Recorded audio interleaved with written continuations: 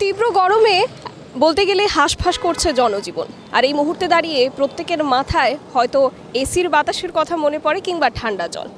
এর বাইরেও যদি প্রাকৃতিকভাবে কোনো ঠান্ডা পানীয়র কথা বলি তাহলে হয় ডাবের জল কিংবা আখের রসের কথাই মনে পড়ে। ঘর থেকে বেরোলে আপনারা যেখানেই যাবেন বিভিন্ন জায়গায় বাজারে কিংবা রাস্তার ধারে চোখে অবশ্যই পড়বে কচি ডাব কিংবা আখের রস। তো এই মুহূর্তে কথা বলবো আখের রস নিয়ে।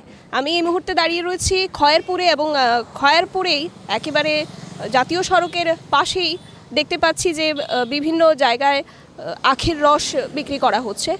তো সেই আখের রস বিক্রেতা একজনের সাথেই কথা বলবো, জেনে নেব যে এই গরমের মরশুমে কীরকম চলছে ব্যবসা, কতটা রয়েছে আখের রসের চাহিদা। তো এখানে একজন রয়েছেন যিনি আখের রস এখানে বিক্রি করেন খয়েরপুরে, ওনার সাথে একটু কথা বলবো। কাকা, আপনার নামটা একটু? সুধাংশু দাস। এটা তো খয়েরপুর, তো কত বছর ধরে এখানে ব্যবসা করছেন? এখানে আপনার আইসি যে 5 বছর হয়েছে। তো গত বছরও দেখতে পেলাম, এবছরও ভালো গরম রয়েছে, গরমের দিনেই হয়তো আখের রসের চাহিদাটা বেশি। হ্যাঁ হ্যাঁ হ্যাঁ, সারা বছরই আর মানে মোটামুটি কীরকম ব্যবসা? মোটামুটি ভালোই, ভালো। কীরকম ব্যবসা বাণিজ্য হয় এখন? ভালোই, খারাপ না। 1000-1200 টাকা রোজগার করতে পারি। হ্যাঁ, 5 বছরের মধ্যে তো অনেক দিনই হয়েছে আপনি ব্যবসার সাথে যুক্ত রয়েছেন। আচ্ছা, তো আখের রস যে তৈরি করার জন্য এই যে আখগুলো আনেন, এগুলো কোত্থেকে আনেন? এটি মেলা করতে আনি। হ্যাঁ। কত করে পড়ে আখের এই মানে কিনে যে আনেন আখগুলো? ওই তো 50 টাকা। আর এমনিতে আখের রস যে বিক্রি করেন কত করে বিক্রি করছেন? 30 টাকা। হ্যাঁ। কীরকম চাহিদা অন্য সময়ের তুলনায় এবছর চাহিদাটা কীরকম? অন্য বছরের তুলনায় এবার একটু কম হই। অন্য বছর থেকে এবার একটু দোকানদারিটা একটু কম হইব, মানে এখনও টাইম হয়েছে না। এখন তো মাত্র বৈশাখ মাস শুরু, চৈত্র মাস শেষ হয়ে বৈশাখ মাস মাত্র শুরু হলো। তো আপনারা যে আখের রস তৈরি করছেন যে মেশিনগুলো, একটা তো আছে হাতে চালানো আর একটা হচ্ছে কারেন্টে, আপনার কাছে কি মেশিন? আমার কাছে হাতেরও আছে, জেনারেটারও আছে। এটা সম্পূর্ণ কি আপনার নিজের খরচায় কিনা? নিজের খরচ। হ্যাঁ, আমি লোন নিচ্ছি না, নিজেই তৈরি করছি। তো কটার সময় আসেন এখানে সকালে? এখানে আমি 7টার সময় আসি, সন্ধ্যা 7টা অবধি দোকানদারি করি। 12 ঘন্টা? হ্যাঁ।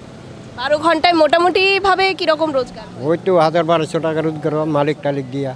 তো এই ব্যবসা করে খুশি আছেন? হ্যাঁ হ্যাঁ হ্যাঁ হ্যাঁ, আমি খুশি। মাসে মোটামুটি তাহলে মানে এটা দিয়ে সংসার এটা দিয়ে আমার সংসার চলে।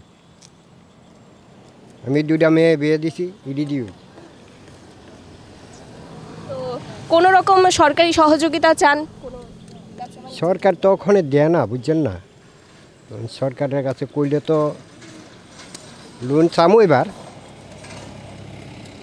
ইলেকশন ডিক্লার দুক না, ইলেকশন ডিক্লার দিলে কম আর কি। ধরুন মানে কীরকম সুযোগ সুবিধা আরও চাইছেন বা পেলে ভালো হয়, সরকার থেকে কীরকম সুবিধা চাইছেন?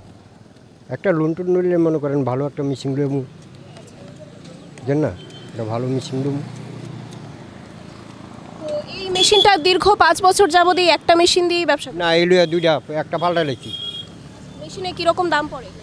মেশিনের দাম পড়ে আপনার 75,000 টাকা। 5 বছরে 2টো মেশিন তাহলে পাল্টানো হয়েছে? 2টা, হ্যাঁ 2টা মেশিন। কথা বলে ভালো লাগলো কাকা। তো আমরা দেখলাম যে এই যে আখের রসের ব্যবসা রয়েছে, দীর্ঘ 5 বছর যাবৎ তিনি ব্যবসা করছেন এখানে। একটু ভালো করে আপনাদেরকে দেখাবো জায়গাটা। এবং এই যে মেশিনগুলো দেখতে পাচ্ছেন, 5 বছরে 2টো মেশিন পরিবর্তন করেছেন বলছেন। 75,000 টাকা প্রায় এই মেশিন বাবদ খরচা পড়ে। এবং রোজকার ব্যবসা বাণিজ্য যেটা বলছেন উনি, যে প্রায় 1000-1200 টাকা রোজকার মতো উপার্জন হয় এবং এই ব্যবসা দিয়ে উনি খুশি আছেন। তবু সরকারের কাছে কিছু চাহিদা, কিছু চাওয়া পাওয়া তো থাকবেই সাধারণ মানুষ হিসেবে।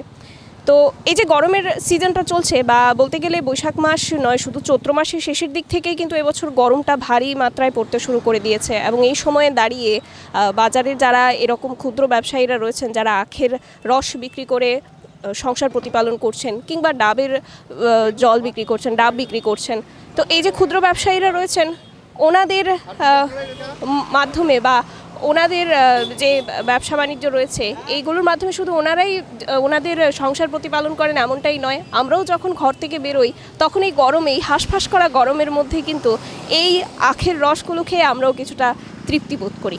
তো আজকের এই প্রতিবেদনটা এই আখের রসকে কেন্দ্র করেই ছিল। আপনাদের মতামত অবশ্যই জানাবেন কমেন্টে, আর সবাই দেখতে থাকবেন খবরের প্রতিবাদ। নমস্কার।